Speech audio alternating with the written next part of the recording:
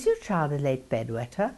Well, this is only one indication of the fact that your child's spinal galant is still not integrated. Spinal galant? What's that? Well, that is the wiggle-woggle process that the baby does as it's busy coming down the birth canal. So one side tenses, and the other side relaxes, and then the other side tenses, and then the other side relaxes, and then that helps the baby come down the birth canal.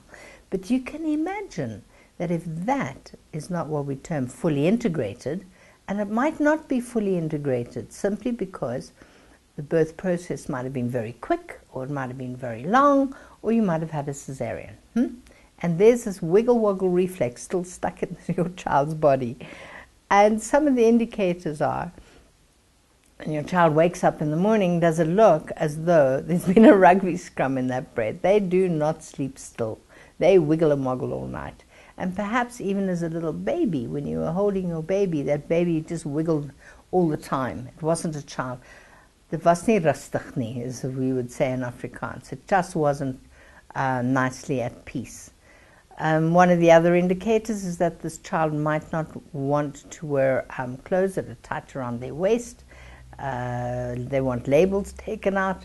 The whole of their back, the lower part of their back, is very, very sensitive. Now, we have very specific movements that enable, in our rhythmic movement training program, for the child to be able to integrate that spinal galant.